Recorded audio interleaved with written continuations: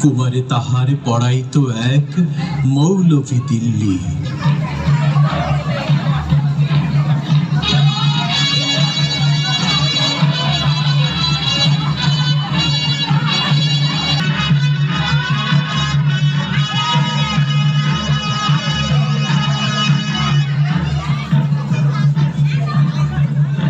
দেখেন বাদশাহ শাহজাদা এক পাত্র হস্তে নিয়া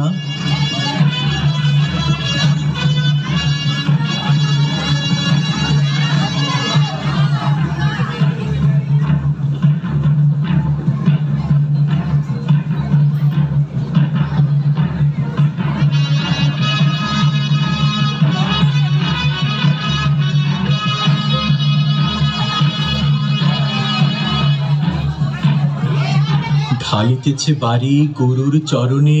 আমি যাই বুঝি তার সবে, দিল্লিপতির পুত্রের করে লইয়াছে পানি চরণের পরে।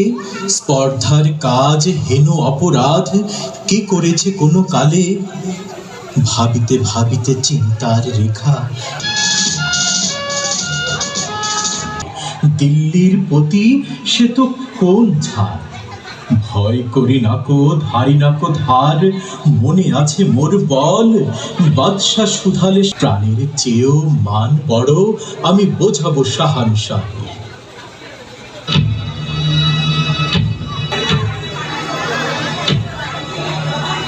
তারপর দিন প্রাতে বাদশার দুধ শিক্ষকে ডাকি নিয়ে গেল কেল্লাতে।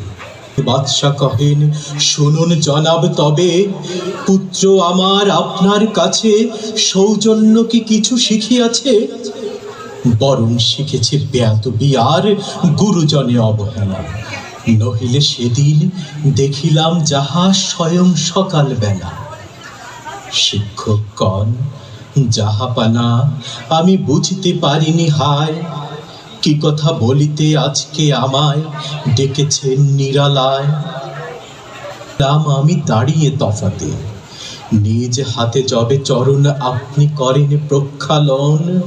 পুত্র আমার আশ ভরে শিক্ষকে আজি দাঁড়ায় সগৌরবে। কর্নিশ করি বাদশাহে তবে কহেন উচ্চ রবে। আজ হতে চির উন্নত হলো শিক্ষা গুরুর শির।